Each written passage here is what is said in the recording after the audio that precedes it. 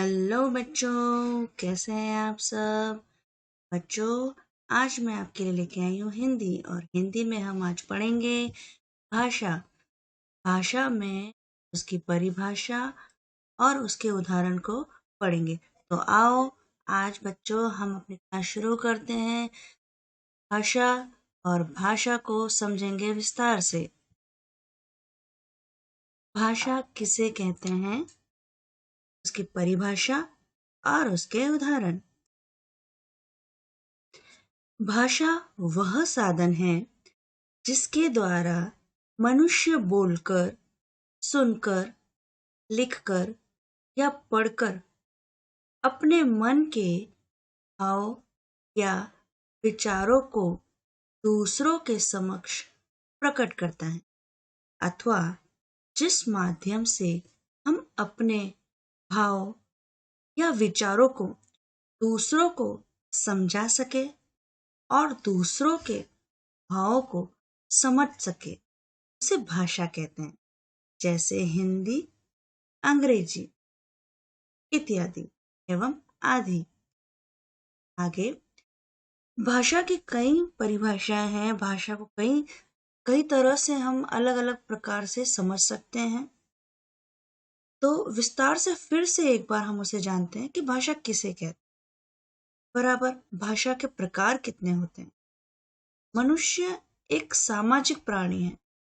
समाज में रहने के लिए मनुष्य को अपने विचारों और भावों को व्यक्त करना पड़ता है और दूसरों के द्वारा व्यक्त विचारों और भावों को समझना पड़ता है। इन्हें व्यक्त करने के साधन हमारे पास अनेक हैं। हम शारीरिक या वस्तु संकेत के माध्यम से या मौखिक, ध्वनि अथवा लिखित रूप में इन्हें व्यक्त करते हैं। मान लीजिए आपको एक कप चाय की आवश्यकता है। इस भाव, विचार या इच्छा को 3 रूपों में व्यक्त किया जा सकता है। पहला,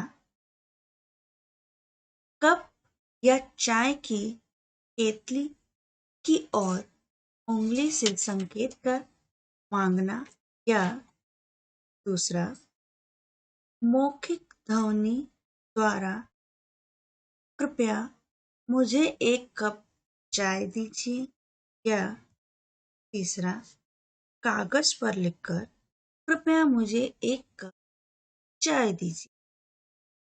चाय मांगने के लिए प्रथम विधि जो आपने अपनाई उसे भाषा की श्रेणी में नहीं रखा गया है।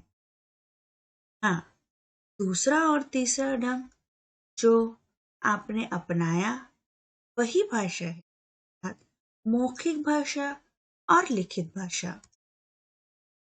दूसरे शब्दों में, भाव या विचारों के लिए प्रयुक्त अर्थपूर्ण ध्वनि मौखिक या ध्वनि संकेत मतलब लिखित की व्यवस्था भाषा है।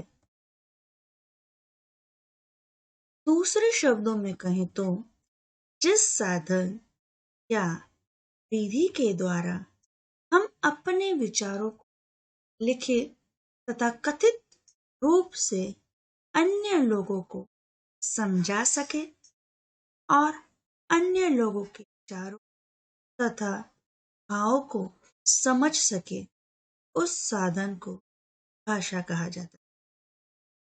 साधारणतः मनुष्य की सार्थक व्यक्त वाणी को भाषा कहा जाता है। आदिकाल समय मतलब पुराने समय की अगर हम बात करें तो पुराने समय में जब आदि मानव भाषा का प्रयोग नहीं करते थे तो वह एक दूसरे के विचारों तथा भावों को समझने के लिए संकेतों का प्रयोग करते थे, परंतु संकेतों द्वारा किसी बात को समझाना या समझना कठिन कार्य था।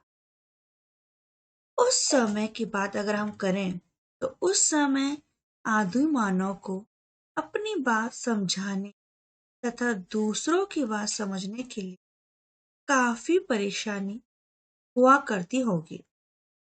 उसने इस परेशानी को दूर करने के अपने मुख से अलग अलग ध्वनियां निकालना शुरू किया और इन ध्वनियों से अलग अलग शब्द बनाना शुरू किया। फिर आदि मानव संकेतों की जगह ध्वनियों का प्रयोग करने लगे और इसी से भाषा का विकास हुआ।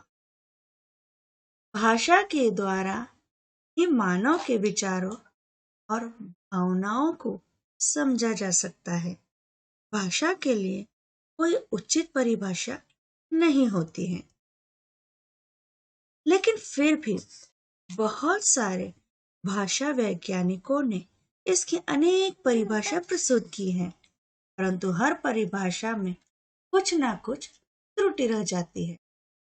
आपको यह बात ज्ञात ही होगी कि हिंदी भाषा को संस्कृत भाषा का एक अंग माना जाता है और संस्कृत के भाष्य धातु से ही भाषा शब्द को लिया गया है, जिसका अर्थ माना जाता है बोलना। भाषा की एक परिभाषा हम फिर से बताते हैं। जब मनुष्य उच्चारण के लिए ध्वनि संकेतों की मदद से परस्पर विचार विनिमय में करते हैं तो उस संकेत प्रणाली को भाषा कहा जाता है। आओ अब हम भाषा के उदाहरण को जानें। तो उदाहरण है, हमारे बड़े बोलकर अपने भाव प्रकट करते हैं और हम उनकी बात सुनते हैं और समझते हैं। इसी प्रकार से हम लोग अपनी बात को लिखकर अध्यापक के सामने प्रकट करते हैं और अध्यापक हमारी लिखी गई बात को पढ़कर हमारा मूल्यांकन करते हैं। संसार के सभी मनुष्य एक दूसरे के मन के भावों को समझने के लिए भाषा का प्रयोग करते हैं। हालांकि भाषा हर स्थान में अलग अलग होती है, लेकिन भाषा का एक ही उद्देश्य होता है, वह है मनुष्य द्वारा एक दूसरे के विचारों को समझना तथा समझाना। पशु पक्षियों की बोलियों को भाषा नहीं कहा जाता है, सिर्फ मनुष्य ही एक है तो मनुष्यों की बोलियों को भाषा कहा जाता है। आज हमने भाषा को विस्तार रूप से समझने की कोशिश की है, उसकी परिभाषाओं को जाना है, उदाहरण को समझा है। तो बच्चों, हम अपनी अगली क्लास में भाषा के भेद एवं प्रकार को समझेंगे।